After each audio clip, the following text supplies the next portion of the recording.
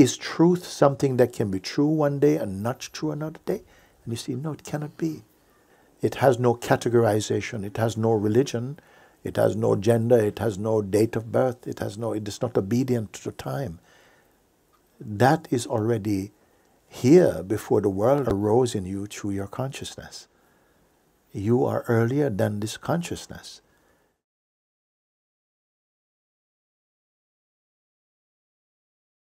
I want to share some trick I recognize in my looking. Yes. There is some distractions, and I recognize without the person pull into the distractions, it's just movement. Just movement, yes. And I ask myself, what make this person to go to the distractions?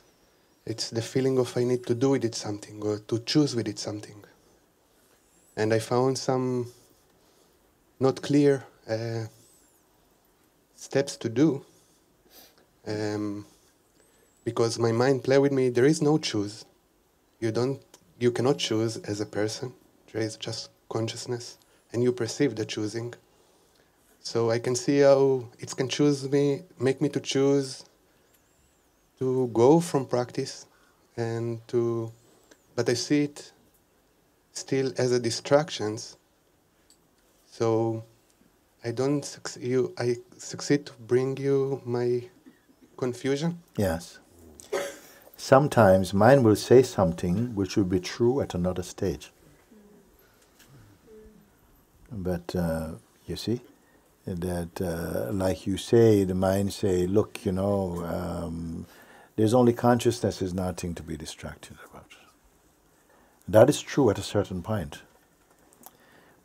But if there is at the same time some identity playing there, and it's saying, no, you are this consciousness, and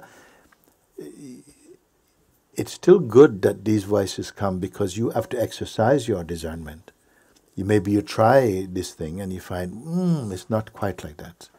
So the sense of trying and failing is not a bad thing, because you are developing your muscles of discernment more and more. We overcome through failure also, through some delusions can come. In fact, you said you're distracted, or so many distractions come. And I would say there's no such thing as a distraction. Things come and you get distracted. You see, if there was something called a distraction, it would be a distraction for everybody. But there's no fact in that thing. It's just at this particular point, a certain point, you feel distracted by that. At another point, you will not be distracted by that.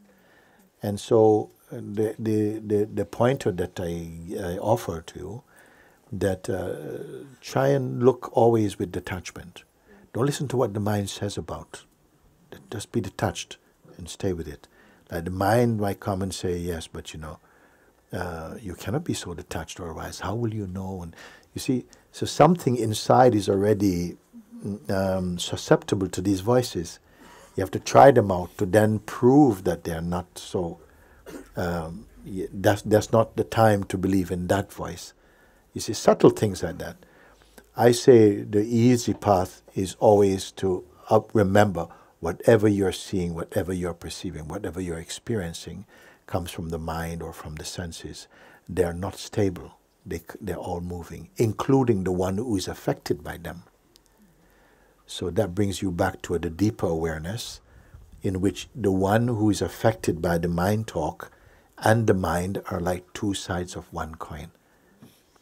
That's a very difficult teaching to catch at first, because of this firm belief in personhood. So you will start by learning as a person, and then you start to observe the person itself. When you can observe to catch the person and say, no, that's been personal, and that, something is deeper watching, and that which watches the person is not personal. It didn't tell you that. Somehow it was a time to realize that that is not personal. Then the sense of the personal distractions, they will just float away from you. And somehow the consciousness or the mind flows to a higher altitude of being. Actually, this is what I found complicated for me, because with this understanding, I don't find nothing left to do. But still, I don't Nothing feel... left to do like what, for instance? Like nothing left to do, meaning? Also the doer, I can perceive also the doer. So when I try to follow after the pointing, I don't found to the person have something to do. Yeah. I can perceive the person, I can perceive the doer. So everything is good. I don't need to do nothing. Yes, and this I is what who doesn't have to do anything. Is it personal or impersonal? If I perceive it, it's personal. Yes. The person cannot choose to be not personal. A deeper awareness catches that that's personal again. You see? So somehow all these little tricks, you're growing in wisdom and deepening in your awareness to catch them out as they come. At a certain point, the whole structure starts to collapse. Once you see that without personal identity, they have no ground to live. They have come not for your beingness, they come for the potential to go into personhood. Because it is the person that is relating to these energies, to these thoughts and so on, you see? So when you catch that not only this idea is not true, but the one who believes it is also not true. And that is a quintessential pointing. If the person you're catching also, who has been saying, oh, I'm suffering, why am I having it so hard, is itself a thought construct. It's not easy. Sometimes you think you catch it in the mind, but at a certain point, only by staying as the awareness in which all things, no matter what, at some point, you see, everything can be useful. At some point, even the scriptures are seen and they're meeting. But there's no cynicism, there's no specialness about that. You're seeing that everything is phenomenal. Because something you perceive today to be truth in a phenomenal way, the next moment you question it, you see, like that. So is truth something that can be true one day and not true another day? And you see, no, it cannot be. You see, and truth is not, the truth I'm speaking of has no opposite like a lie. Truth is a being, just being. It has no categorization, it has no religion, it has no gender, it has no date of birth, it is not obedient to time. That is already here before the world came in you. And the world arose in you through your consciousness. You are earlier than this consciousness. Now, not many people are able to grasp that the first or second time hearing that. But by abiding as this formless witnessing, naturally it comes into focus by itself.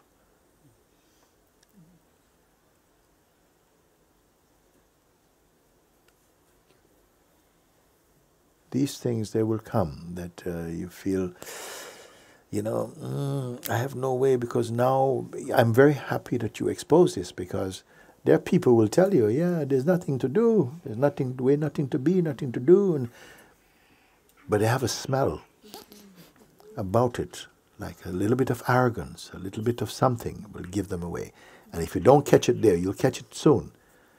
There's a time when you really believe, yes, I got it, there's no such thing as a person, there's only awareness, I'm the consciousness, I wasn't born. And if you hear someone speaking like that, watch it. I recognize it in me, actually. Yes, it can become. That's good if you catch it in you, better than also catching it in others. You catch it. And it's something that once you catch it, it's not like, oh, that's disgusting. No. The mind is imitating a little bit like this.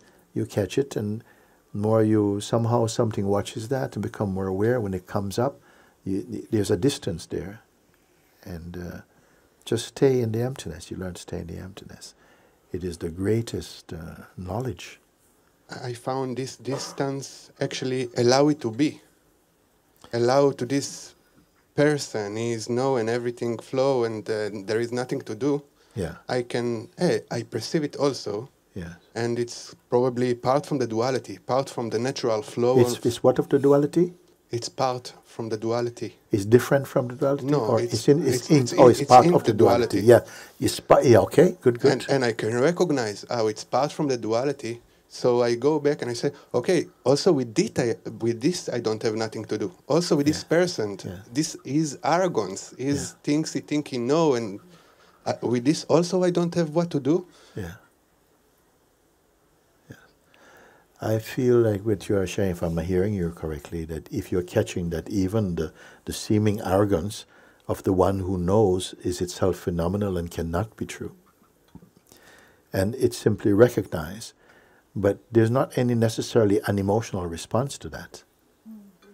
You follow? Mm-hmm. It's not like, oh no, I mean, I catch it. So that is also, and now we can say, well, okay, well, next time I just won't get emotional about it. And then still feelings. So all these subtle ways in which the mind and identity has found a way to kind of live has been something particularly aligned with your own karmic expression, while I use this, while that means something. But gradually as you're catching it, it's just that little puddle of water is drying up in your seeing.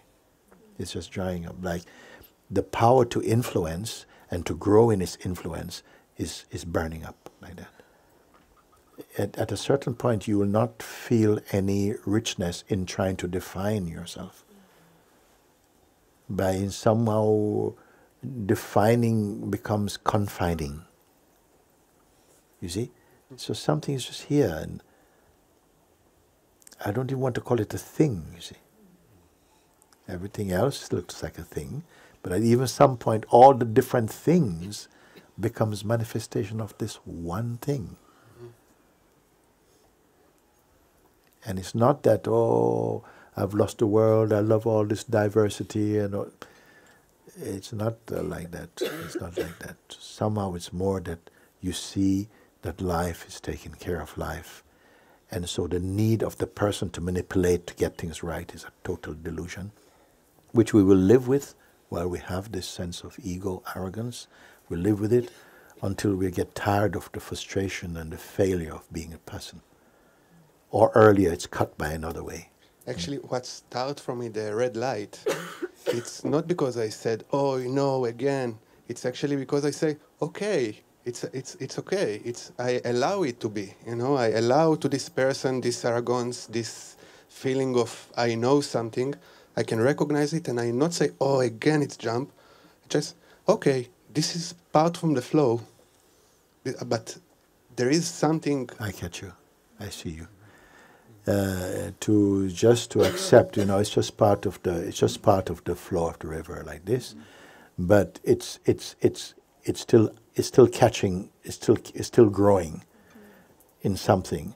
So it's not that just dismiss it. No, it's only that. It doesn't mean anything. It's a good one to catch, but it's only part of the flow. It's not really meaningful.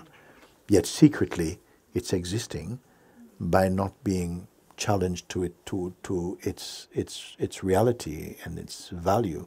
It's simply just coming and dismissed because something is in some way wickedly enjoying it, softly enjoying something maybe. So you can look at it, and if you are very conscious of where you're looking from the place of emptiness, an impersonal place, look at that thing, and it has no power at all. It just, because it must be gaining its power from somewhere, from some interest. It may not be a recognized interest, but there's something. It's coming, it's being dismissed, and like this. It's come to be excused. It's come to be excused. It's come to be excused for not to look. Yes. It's from look, but it's come to be excused not to look. Yes. It's like kind of play with me in this way. Yes. Put it that it's come ultimately in the highest sense to heighten your wisdom and your capacity to discern, to strengthen your discernment. You'll only feel like it's tricking because we didn't get over it. Then it grows, and somehow at some point you feel that you've been supporting a little monster or something. Mm-hmm. Yeah. I love that you speak about it like that, and you can see, if something is excusing it, you use the right word, it's excusing it, thinking it's innocent because I know it's not real. But when you know a thing is not real, it has no real influence. It has nothing, you know, it doesn't even catch your attention. But if it's catching your attention and you're saying, but it's not real, then it's growing in some way. Your talking about it will make some power right now in that. Thank you, Guruji. Thank you for sharing that.